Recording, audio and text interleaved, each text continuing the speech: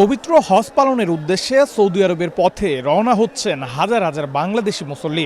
রাজধানী সহ দেশের বিভিন্ন স্থান থেকে হাজিরা হজ ক্যাম্পে আসছেন। হজের আনুষ্ঠানিকতা শেষ করে অপেক্ষা করছেন নির্ধারিত সময়ের ফ্লাইটের জন্য। শুরু থেকে এখন পর্যন্ত ৭৮টি ফ্লাইটে ৩১,০০০ যাত্রী সৌদির উদ্দেশ্যে চলে গেছেন। শুক্রবার দিনব্যাপী ৭টি ফ্লাইটে মোট ২,৯২৬ জন যাত্রী ঢাকা ছেড়েছেন। রূপায়ণ lake castle, welcome to the land of piece.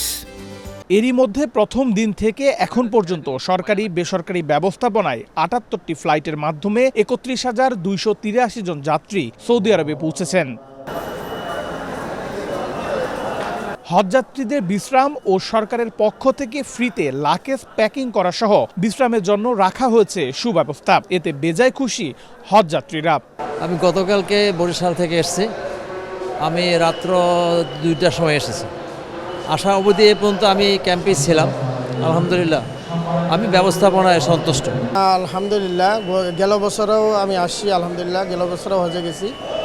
তো তার তুলনায় এইবার অত্যন্ত ভালো। যদিও শুরুর দিকে আমরা শুনছিলাম যে খাবারের ব্যবস্থা একটু খারাপ ছিল, এখন অত্যন্ত ভালো পরিবেশে, এবং কি এখানকার যে সেবা কর্মীরা আছে অত্যন্ত সুন্দর একটা তারা সার্ভিস দিয়ে যাচ্ছে।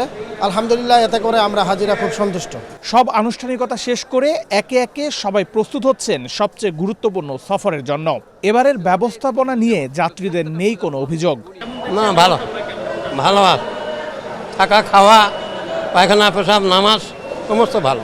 শুক্রবার দুপুরে আশকোনা হজ ক্যাম্পে হজযাত্রীদের খোঁজখবর নিতে আসেন ঢাকা ১৮ আসনের সংসদ সদস্য SM জাহাঙ্গীর হোসেন। হাজিদের সাথে কথা বলে আমি দেখলাম, আল্লাহর মেহমানদের সাথে কথা বলে দেখলাম যে ওনারা বলছে অন্যান্য যে কোনো সময় হচ্ছে, আমরা শুনেছি, আমরা এবার প্রথম যাচ্ছি, অন্যান্য যে কোনো সময় হচ্ছে এবার হজ ব্যবস্থাপনা অত্যন্ত সুন্দর হয়েছে, ভালো হয়েছে। এদিকে হজ অফিসের পরিচালক বলছেন হজযাত্রীরা যেন কোনোভাবেই প্রতারণার শিকার না হয় সেই লক্ষ্যে কাজ করছেন তারা।